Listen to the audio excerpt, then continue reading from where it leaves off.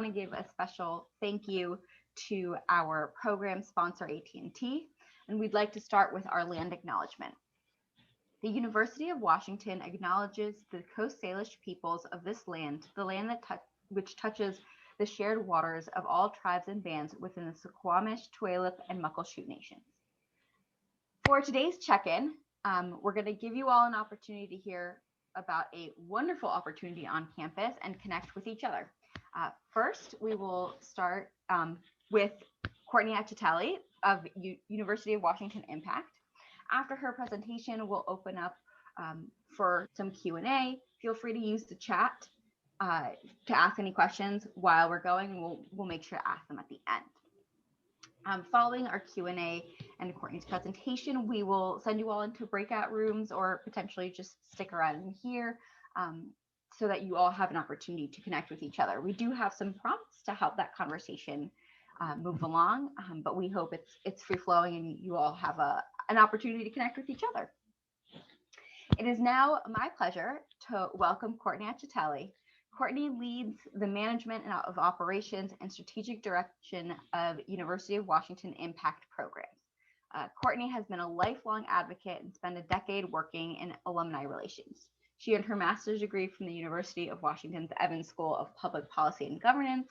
Me too, it's very exciting, before taking the helm of UW Impact in late 2010.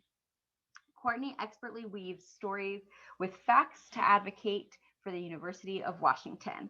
Thank you so much for being with us today, Courtney. I'm so excited to have you here and to have you share about UW Impact. I really appreciate the opportunity. Thank you so much. And thanks to those of you who showed up to hear us talk about it, because, this is something I'm passionate about. If you happen to see my conversation with Noam a couple of weeks ago, we talked about how I've basically been in advocacy since I was a teenager, and then parlayed it into a career. So just a little bit about me. As Noam mentioned, I've been with the University of Washington for 20 years. 10 of those I've been with UW Impact. Prior to that, I was with the Alumni Association writ large, doing alumni relations. Prior to that, I worked in AIDS service organizations. And prior to that, I also worked in child advocacy, so children's rights and children's legal rights. So I have been doing some sort of advocacy as a vocation for quite some time. And also in my personal life, I have plenty of opportunities to do that. And for me, those opportunities include K through 12 advocacy, common sense gun reform advocacy, neurodiversity and autism advocacy, and others. So that's where I stand on that. Oh, I love Jolynn in the chat saying I must have started at UW when I was 5. Absolutely. I was 5 years old when I started here. I appreciate that. So it's a pleasure to be here today to talk about UW Impact and what we do. So I'm going to start screen sharing so I can run through some slides. We'll make this quick. I know slides can be really unbearable, especially on a Monday morning, but I won't belabor them. So hold on just a moment. I will pop this puppy up here. And I will start my slideshow. Oh, well, hold on a minute. There we go. All right. So I do not need this coach here. I do not need the coach. Start rehearsing. I do not need to start rehearsing. Here we go. Ignore that down there. So higher ed advocacy. So what is it? Why should you care, right? Higher ed advocacy, I'm a member of the Alumni Association. Maybe I'm not a member of the Alumni Association. I just work at the University of Washington. I care about the University of Washington and what's happening there. All of these reasons are reasons you might be involved in higher education advocacy. But when we poll our alums, we learn 3 things, right? They care about 3 things mostly. The folks that we're polling care about access and affordability for students. They care about higher ed access, quality and excellence in higher education, and they care about high demand degrees, right? That when people graduate, they can get the degrees that get them jobs, right? So why should you care? Access and affordability. So we're talking about BIPOC students, equity, those sorts of things are huge right now. People are really thinking about whether or not higher education advances racial equity, not only in the economic mobility space, but whether it advances racial equity when we're talking about creating tomorrow's leaders and that kind of thing. So we care very much about that right now in that space, but also in general, access and affordability for students who need to come to college. We know that college and post-secondary degrees makes a huge difference when we're talking about economic equality. So access and affordability remains one of those reasons why we know people care about higher education and why they might want to advocate for it. Another issue is that excellence and quality. So if you attended the University of Washington, or if you work at the University of Washington, we tend to be very excited about our rankings. We tend to be very proud of our faculty members, of our research that happens here at the University of Washington. And so much of that is made possible by state investment, a little bit, of course, by federal investment and federal grants, actually a lot of it, but we don't control as much as that as we do in the state focused legislature, which is what UW Impact's work is primarily. So that research, that high value education, that's another reason people care about higher education and might want to advocate for it. Finally, high demand degrees. We often hear from employers in the Puget Sound region and beyond that they will hire as many people with STEM degrees, medicine, et cetera, as we can turn out, right? And we're only turning out a small fraction of what our area needs, right? So the more we can expand those programs, get students into the degrees that they want to have. And a lot of these are like liberal arts degrees too. Like, I have a liberal arts degree. I mean, liberal arts is in high demand too. So to make sure that these things stay accessible, that they are well funded, that's another reason why we might advocate for higher ed, right? So UW Impact 101, how do we do it, right? What is our role in this whole higher ed thing? We have a state relations team. That's the formal lobbyists that are down there advocating. But what are we doing as advocates, as kind of constituents and members of the general population, right? So this is our mission statement. UW Impact engages UW alumni and stakeholders, that might be you if you're not an alum, in legislative advocacy that advances the university and public higher education in the state of Washington. So here's a little bit of our background. Founded in 2010, we are a comprehensive education, advocacy, and outreach program. You can see here, this is a little table that we set up. We do a lot of voter registration drives. We also do a lot of voter education as well. So when we say that we're education and outreach, we do more than just connecting people with their lawmakers. We're also very interested in how civically engaged we can be, right? So we do a lot of civic engagement stuff there. We do not use any public resources. We're funded solely by UW Alumni Association member dues. Good reason to join, because you help my program. The reason that we use no public resources is that there is a law in the state of Washington that state agencies cannot do grassroots lobbying work. So I'm separate for that reason. The other employees of the Alumni Association are UW employees. I am not. I am a employee of the 501c3 nonprofit. And we're largely state focused. So we do core support for University of Washington through the state budget, but we also have engaged federally. An example of a federal issue that we've been involved in is DACA, the Deferred Action for Childhood Arrivals, and also just regular federal investment in higher education. And we've engaged locally a bit as well when we talk about UW's expansion in the university district. So how are our legislative priorities maybe different from what the university's lobbyists are talking about? So we are independent from them. We focus mostly on those three areas that we went over. Really, it's kind of the people-focused stuff that we're doing. So when I think about what state relations might be advocating for, they might sometimes advocate for something like closing the loophole in the leasehold excise tax. And if I say that to you and you gloss over, that's exactly what you should do. These are the kinds of things that we don't expect people to get super excited about, and that maybe mean a lot to the university, but when we're talking about lay people, we really want to focus on things like students, how they get access, faculty, how they're compensated fairly, and sort of those more human-centered things, right?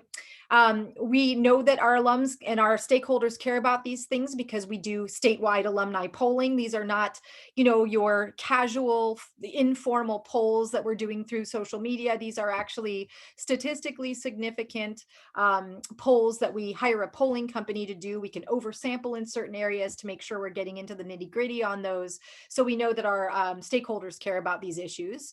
They are further developed by our advocacy committee. We have a legislative advocacy committee that's made up of UW Alumni Association board members and then just community members writ large. And then they're approved by the Alumni Association's executive committee. So they are there to make sure that we are indeed authentic in saying that we are advocating for priorities that our alums care about. So here are some of the basics about advocating, right? Advocating with us.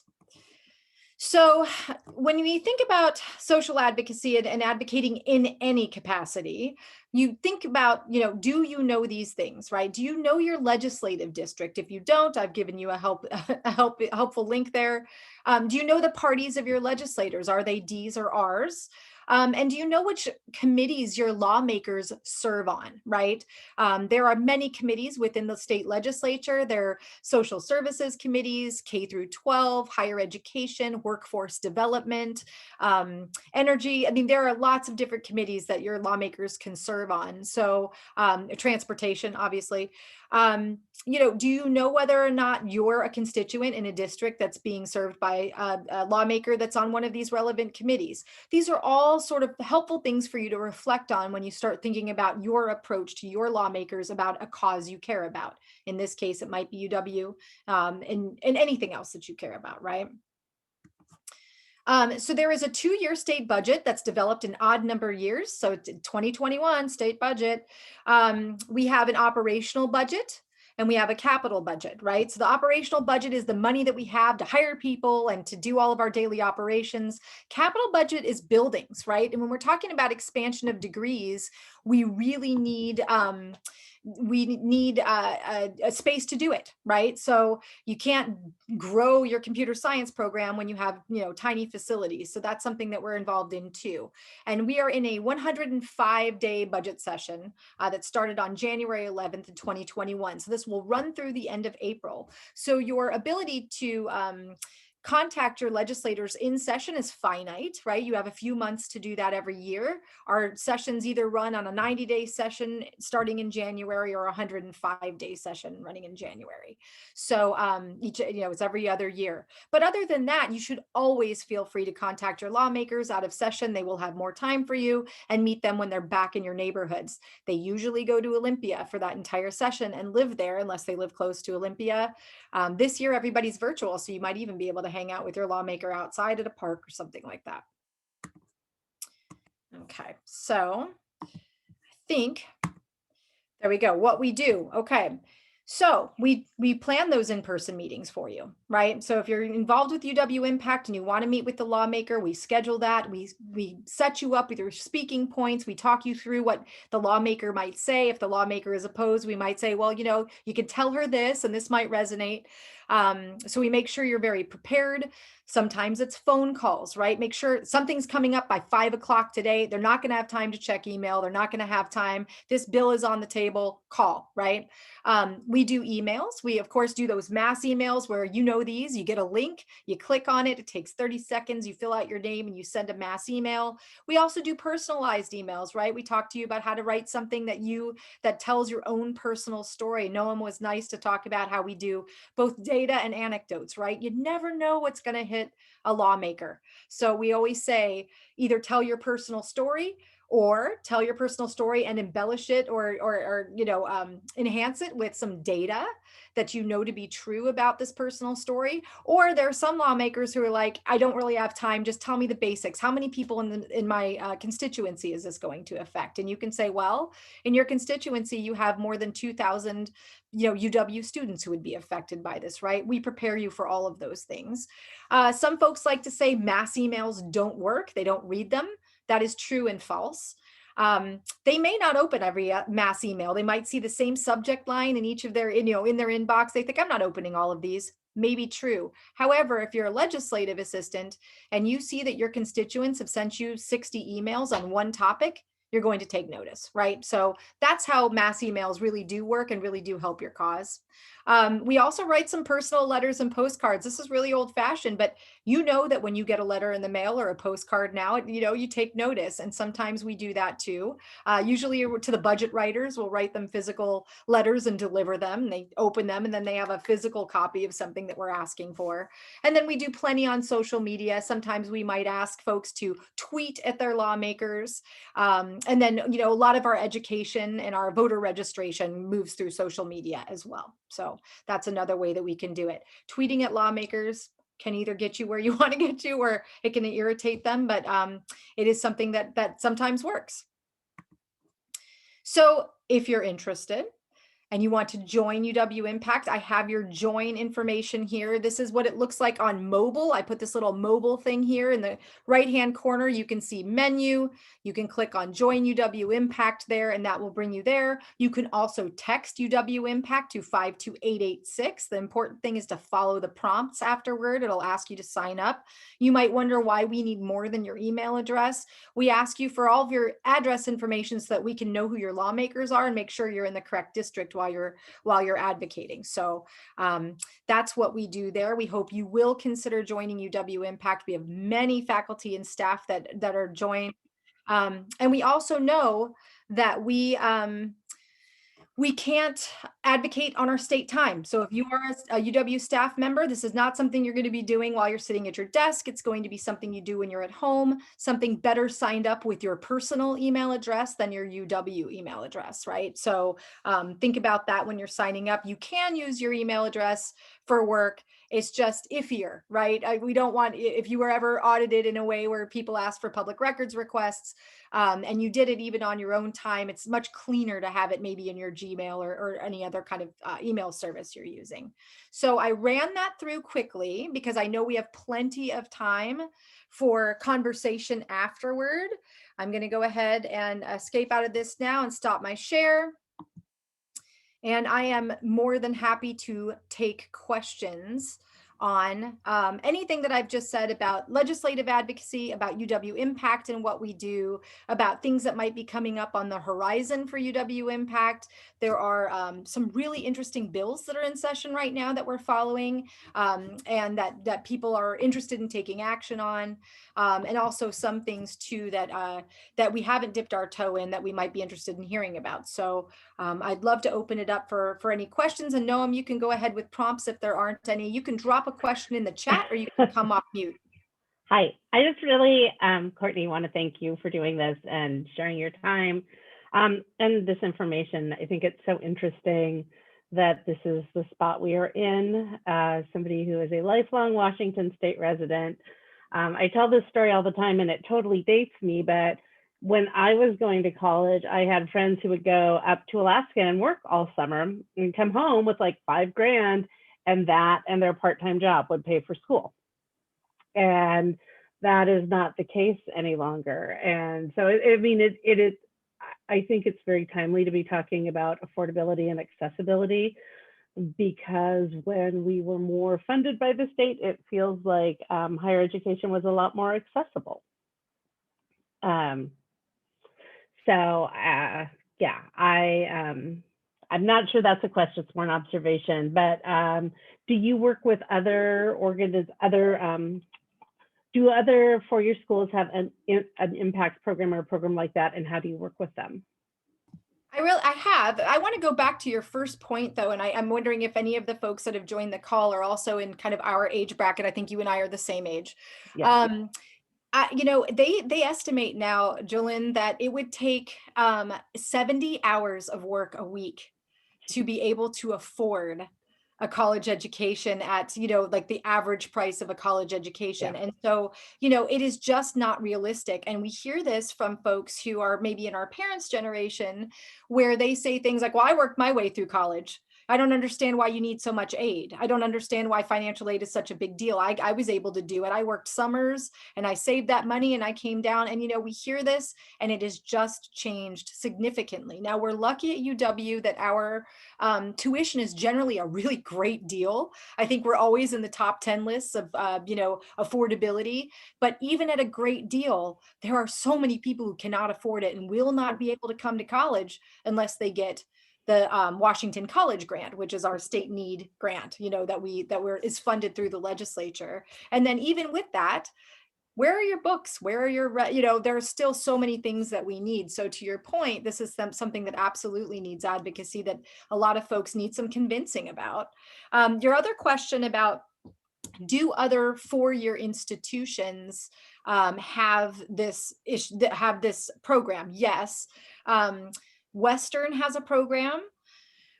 Some of our other state institutions have programs as well. They are not as well established or as well funded maybe as UW Impact is. Also, we are so lucky that we have the Alumni Association as a 501c3 to run it through.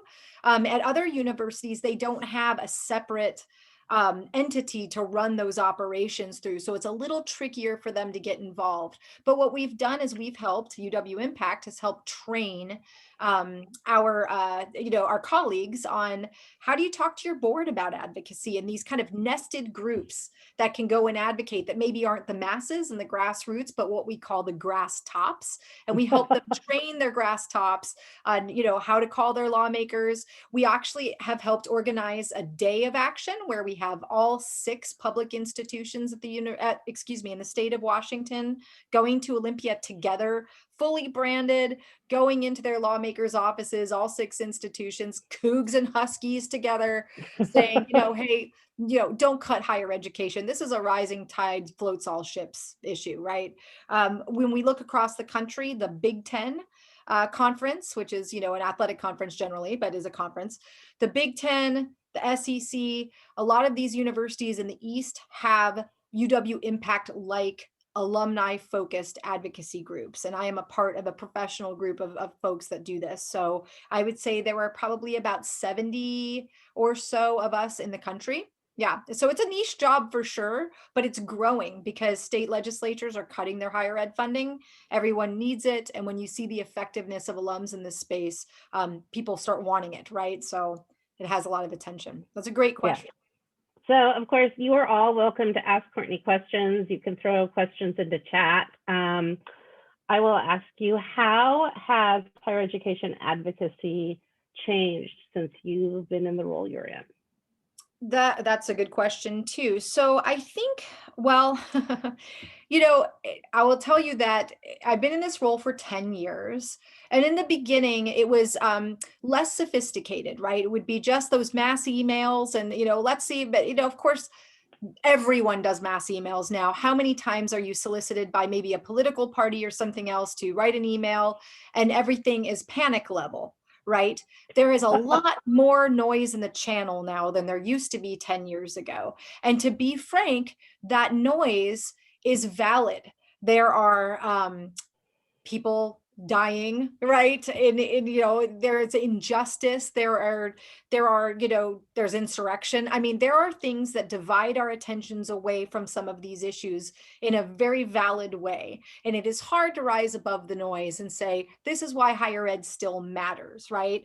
And when we talk about something like racial equity, I'm very proud to say that, higher ed helps make great strides in racial equity, but is UW Impact where you're going to turn when you think about racial equity? Probably not, right?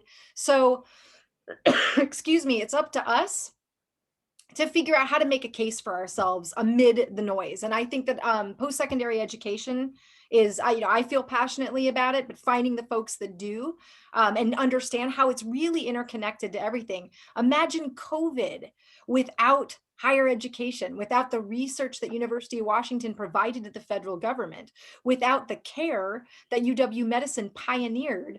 We had that one research doctor that figured out that how COVID-19 was spreading by looking at the flu, the Seattle flu study and all of those things.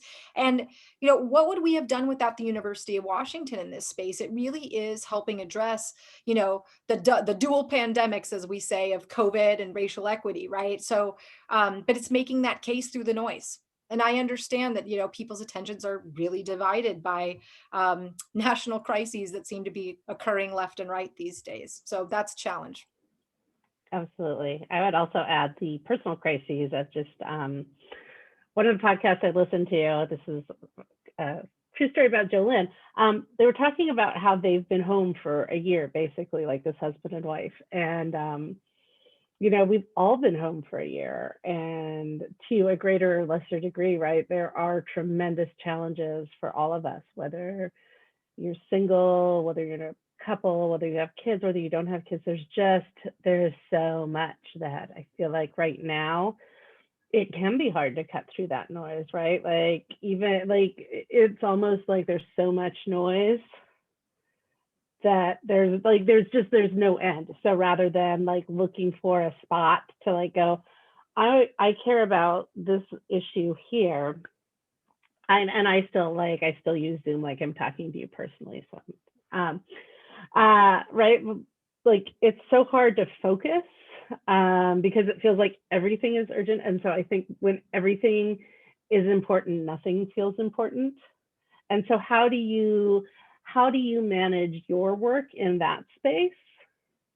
It's a good question. And, I do it in two ways. How I always talk about anecdotes and data, right? Mm-hmm. So I do that in my personal, in my work life, because I am not going to speak authentically to people unless I actually know what people care about, right? So I have to cut through the noise by asking them what they care about. I can't assume that everyone is going to care about X, Y, or Z, like with higher education, right? I can't say, well, these are the alums, so I'm sure they're just going to care about jobs because, they're all working. So economic mobility is what they're going to care about. I can't say that with any certainty. So we poll them, right? And so that's the data that I have. And then, of course, it's the anecdotes. How am I going to tell the story that makes it compelling? Here's an example. When you tell people, faculty need more money, salaries, right? They need greater salaries. Now, we work for the University of Washington. We might understand that. Do you think the layperson understands that, right? They say, they are just overpaid, right? They are just overpaid. Now, when you start talking about the fact that University of Washington actually has a significantly lower salary than a lot of other peer institutions, and that other peer institutions are poaching our best faculty members. And that can affect our rankings. It can affect the quality of the degrees that we already hold, right? If University of Washington falls in esteem, then our value of our degree is not going to be better, right? When you start talking about that, when you start talking about the cost of living in Seattle, when you're competing with high-tech salaries, and the fact that we are not giving many of our faculty members livable wages, or, when you really start humanizing it, it turns out our alums care so much that this is one of our number one issues for years running. When we say, we're running an advocacy campaign on faculty compensation, we get a great turnout on that. And it's surprising to me because I would think it would be any number of student issues, and those are popular too, but our alums care very much that our faculty members are compensated appropriately, that they feel like they're catching up to the cost of living, that we are retaining that faculty that makes us a world-class institution. And I know this because I polled them and I know they care about it, and I'm able to tell stories that map up to it. So that's how I cut through some of the noise. But I won't lie. Faculty compensation is not an emergency issue. When we have an emergency issue, and we've had a couple over the years, those get the most traction, right? When we say this is going to get cut and it will affect 1,000 students that cannot go, or, when we really are able to put it in human terms, those are the action alerts that move the masses. Other than that, it can be kind of niche, right? What moves one person or another, but even a few voices matter. Even if a lawmaker receives 2 or 3 emails from constituents, it matters, because you can imagine most people don't write to their lawmakers at all. So we take it all. Thank you. That was a big, complicated question and a really thoughtful answer. I appreciate your time. I'm going to turn this back over to No. I know that she had some discussion questions that she was, if folks are interested and able to stay around for that, I would love it. Just to get a sense of what's going on and what's happening in your worlds, if you're willing to share. Thanks, Jolyn, and thank you again, Courtney, for your presentation. It was wonderful to hear a little bit more about the program itself, and then those insightful answers about what it actually means. So like Jolyn mentioned, we're going to move into more of this connection portion of our check-in. We've been sending you all emails every week with some kind of prompts, and we'd love to share what your reflections have been. For now, if you want to share, we'd love to actually get to know you a little bit. So if you could either hop on and share your name, preferred pronouns, and your department, that would be great, or using the chat, whichever one you prefer.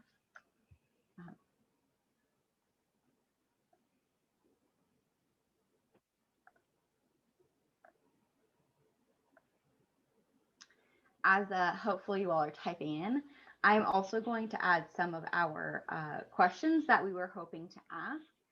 Like I'd mentioned at the beginning, this can be free flowing. We'd love to have as much engagement as possible, and to really hear from you all. This check-in is an opportunity for you all to build connections and to hear what other folks are experiencing, and for us to kind of know what's going on with you all.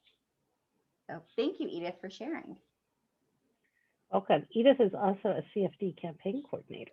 So extra excited to see you here. Yeah, welcome.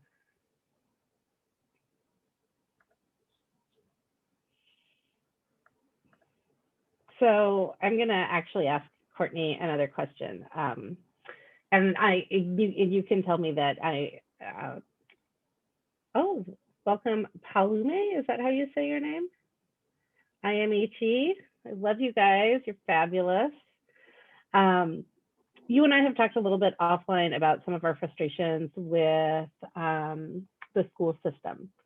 So how do you, as a advocacy professional, like, how does that translate into your personal life? Like, at the end of the day, are you like, oh gosh, like, I really want to make this change, but I'm so tired of making changes all day. Like, I just hope somebody else will do it. Or do you feel energized? Like, I think all of us at the end of the day, speaking for both Noam and Nicole, who I know sometimes are feeling a little wiped out. And so, how do you keep that advocacy going in a space where that's what you do and you're a little wiped out?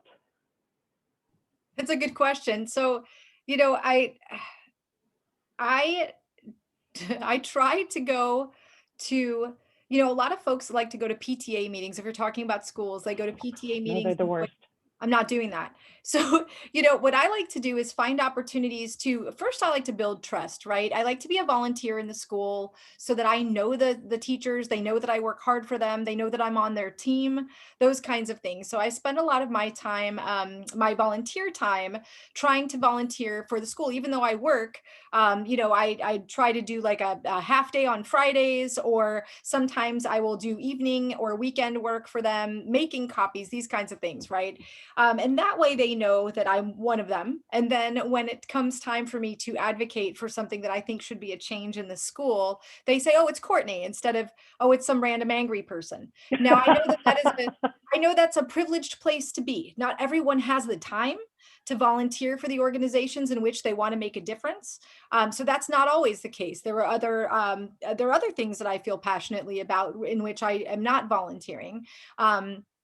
And in those things, you know, I just try to be as knowledgeable as I can. I kind of have, it was, you know, when I was thinking about going to the Evans School, it was either Evans School or law school, right? So I kind of have this mind that likes to argue. So I always try to think of the counterpoints, and I think about how, you know, how I might address those counterpoints and things like that. And I just make sure that I'm knowledgeable about it. I also care very much about foster children, for example. So if there's foster child legislation and I hear about it, then I'd like to advocate for that.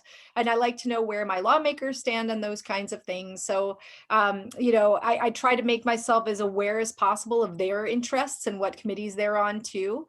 I do have energy for this kind of thing outside of work. I also find that I have an intensity because of my job that also may scare people off. So if you are not somebody like me who has this background, it actually will probably work in your favor because you will come across as a layperson who is less threatening than somebody who has a head full of steam and a whole lot of experience in doing this sort of thing, right?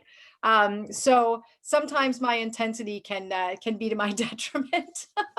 But it's neat to be the person that your lawmaker or maybe your principal or whatever, the organization that you care about thinks about when they think, we want to do this thing, but Palami's going to get mad about it and I'd better talk to her first. Or, I want to do this thing, and I know Edith is going to be excited, so I'm going to tell Edith first, right? Like that's the neat place where it's cool to be, where you're kind of at the table because you've, shown your interest and you've cared about the organization or the cause. Does that answer your question? Yes. Yes, it does. Yes. Sorry, it's been a rough Monday morning. I'm not gonna lie. Mondays are always rough. Monday meetings are even rougher. I really appreciate you doing this on a Monday morning. I'm about 6 cups of coffee in. I haven't joined the PTA yet this year. Yeah, definitely. Here's the thing. I joined the PTA, and my friend Heidi, she says at schools, it's either about committees or kids. So people either tend to fall into the realm where they work in the classroom or they work on the broader PTA. And I don't necessarily think that that's a firm divide. But yeah, I actually, Courtney, like you, as much as I complain about the PTA, I enjoy being on the PTA and, being in the room where it happens. Even if what happens is just, talking about budgets, I think, especially as my kids have gotten older, I don't know what's going on in their lives because they're getting older. So, but yeah, definitely participants. Oh, that's a great question, Noam. Any advocacy? The PTA is the Parent Teacher Association. And so at most schools, they have an opportunity for parents to gather in a broader advocacy group. So you also join the Washington State PTA, but then you act on an advocacy level for your immediate school. So you would be the group of folks who says, who might sit around a table if we're hiring a new teacher or reviewing a budget. Or for instance, our elementary school raised quite a bit of money to pay for a counselor because the district wouldn't fund that position. And so every year we had to sit down, yay, Nicole. Every year we had to sit down and agree that we were going to pay for this position because we as parents felt it was important and critical to the functioning of the school to have a school counselor, and the district wouldn't pay for it, which super ridiculous, but whatever, right? So that's what PTA does. Anyway, so I'm sorry, yeah. I'm gonna turn this back over to Noam and stop talking for 5 seconds. Thanks, Dylan. Yeah, I think there's a lot of different opportunities to get involved, and sometimes it is very overwhelming. There's a lot of issues that take up a lot of space in our hearts and our minds, and I think that the ability to prioritize or even have an outlet for those is sometimes right under our noses. We may not realize it, but it could be there. It just takes a little bit of digging. Or the opposite, where there's so many opportunities, we get overwhelmed. And so I would love to hear if anyone has, yes, United Way is a really great organization to be part of. Thank you, Edith, for sharing that. I know as a grad student, there's actually the graduate student associations where they have a day on the Hill where they advocate for what we need as graduate students. And there's a lot of other community organizations that have these spaces, which is wonderful. But yeah, we'd love to hear if you have any other suggestions or organizations that you all care about. I know as a member of the Jewish community, there's the Seattle The Jewish Federation of Greater Seattle does an advocacy day as well. And it advocates for things that are important to that specific community. And as Courtney was mentioning, they also do a lot of polling during the year to know what's needed. Black Lives Matter. Thank you, Nicole. They also have a guide. If you're curious about getting more involved with your legislature, they have the Washington Alliance for Black Lives Matter has a guide on how to actually get involved for whatever your priorities are. They also list their own priorities, but we live in a society where we have the opportunity to advocate for ourselves. So whether you do join an organization that aligns with your values and beliefs and advocate on behalf of them, or you do it on your own, we'd love to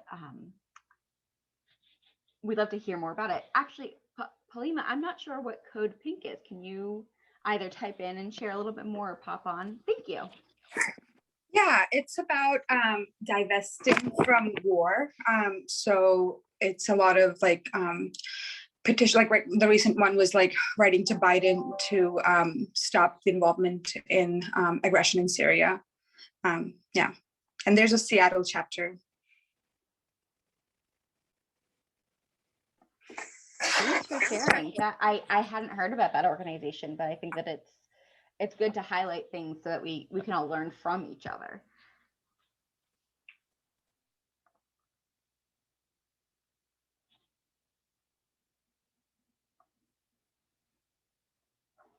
I'm also going to give a little plug. One of the questions that I had asked earlier is like why get involved? What is your reason? And I would like to encourage anyone who hasn't seen our mini series to check those out. They're on our website.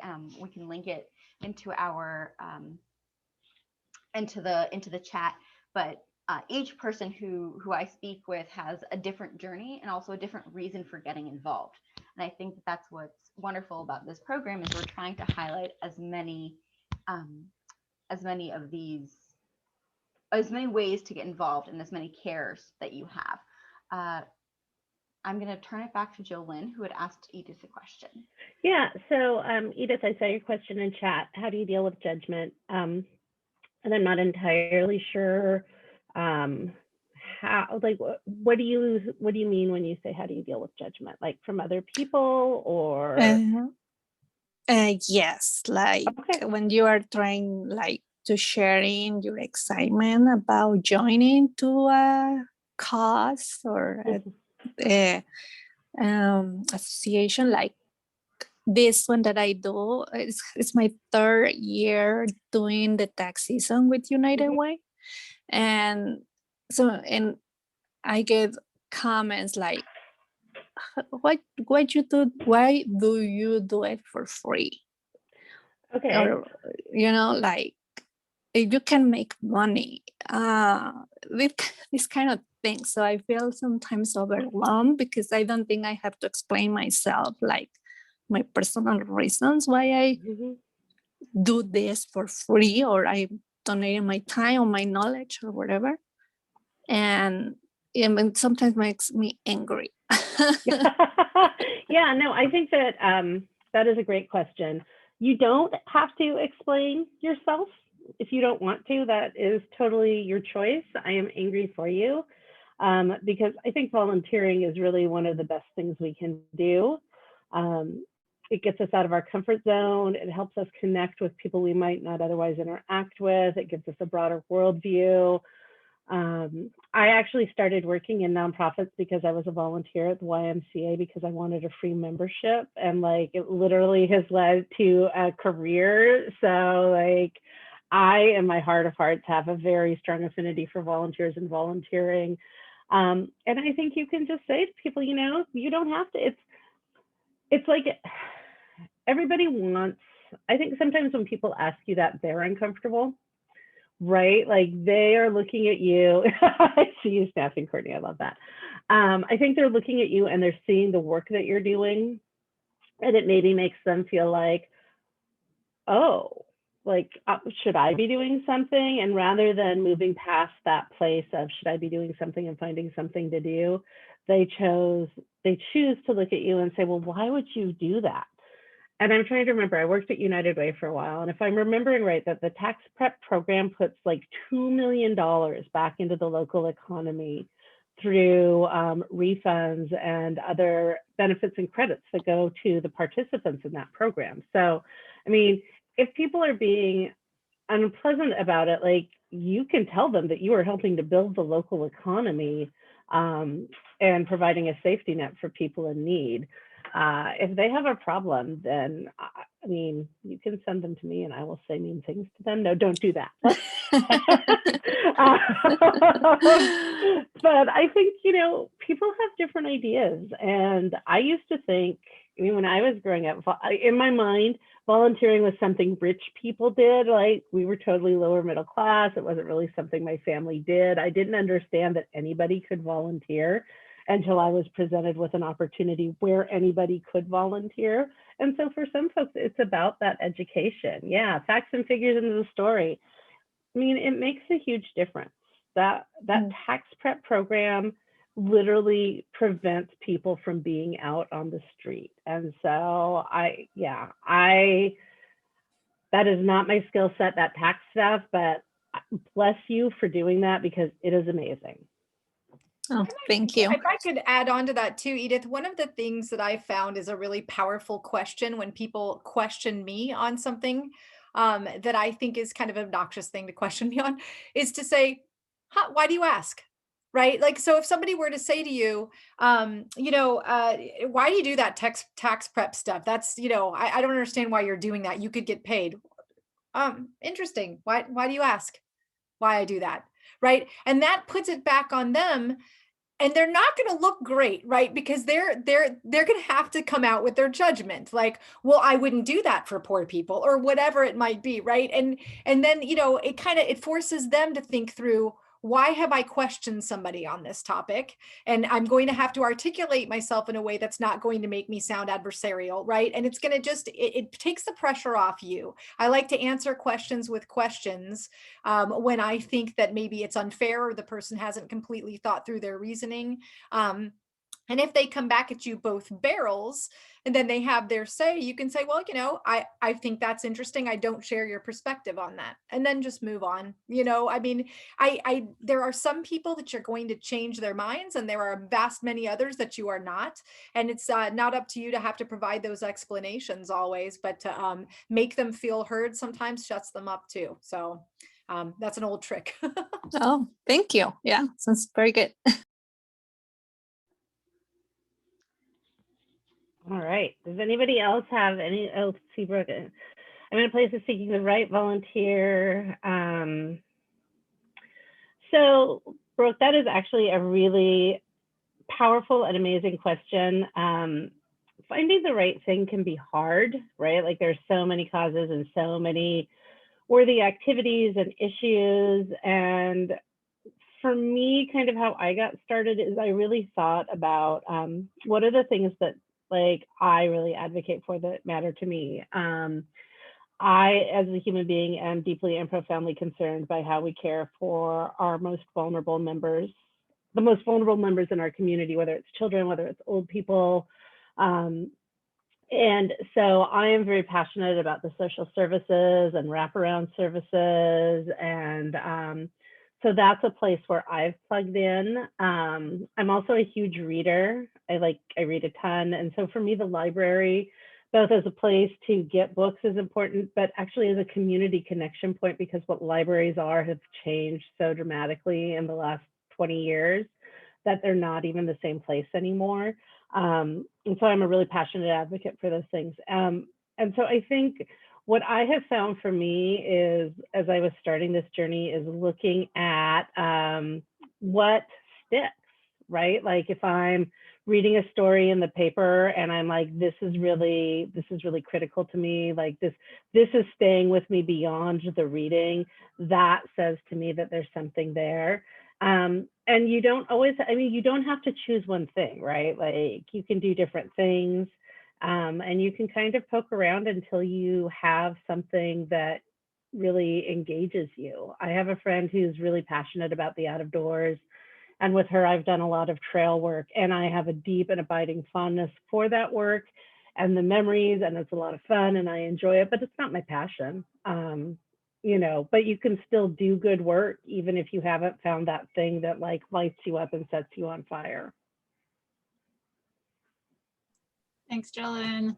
I've also found too, oh, sorry, Brooke, did you have, I was just going to say, it's also a match for your talents, right? I mean, sometimes I found things that I'm passionate about, but I just can't connect to them because I don't have anything that they want, right? Like I was a member of an organization that was getting poorer kids to college, like really, really vulnerable kids to college.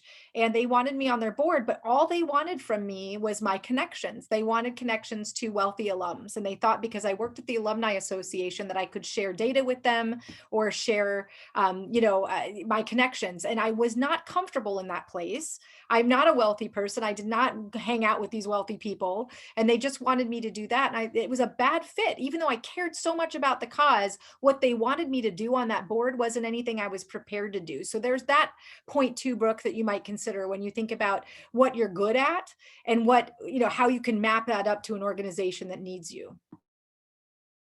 Brooke, I mean, I'm going to tackle it because I know you personally. Like there are some really fantastic organizations that work in the creative sphere and helping people process grief and trauma and loss. Or just there are a couple organizations that work with kids who have siblings that are going through like cancer treatment or something, right? Where the kids who are part of the extended family need like an opportunity to express themselves in a way that maybe they don't get to express themselves in their natal family because there's a focus on the other sibling. And so like knowing what I know about you, how like creative and thoughtful and bright you are in that space, like I could totally see that being, if you're interested in plugging into something like that, there is a lot of work in the world for folks who do that. And I think you'd be really good at it because I'm always amazed by your talent. So that's just me. It would be cool to combine creative things or teaching creative things to other people in some way. My passion more is like around homelessness and poverty and food insecurity, I think, because I lived in the U district for a really long time. I don't anymore, and I just hated what we would see every single day. Just going, you couldn't even go to buy groceries without 6 people asking you for money, like, and then you'd be like, I am also poor, like I can't help you and I want to. Or you'd help someone and then later on you'd just be like, well, I probably shouldn't have given that person money, I feel weird about it now. And so like that's probably where I want to help the most, but I don't really know how to get plugged in. I do donate, of course. I'm also a CFD coordinator and like do those things, and that is something. I mean, I feel pretty good about that. Like that money will be used by good causes, by good organizations for good reasons. So, but I kind of sometimes want to do more, especially in Burien where I live now, and they don't really sometimes. I did do a volunteer thing, which just to put this out there is kind of cool, is I volunteered at an urban farm with solid ground, and I went, and you can just like show up on a Saturday and like help them on the farm, but I'm not a very outdoorsy person, but I kind of want to like learn more about plants.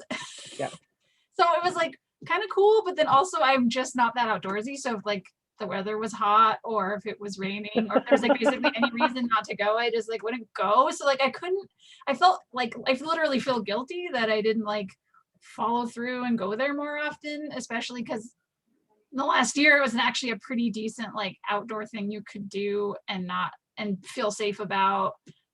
And they grow food and donate it to food banks in like the South Park area, like, so just more of a plug if you're interested in that sort of thing. It's a unique type of volunteering to do, but I haven't found one that I really want to stick with, or I actually went through several phases of trying to volunteer at Pause, and then like no matter what, it wouldn't work with my work schedule. And I was like, you don't have a single shift I can do.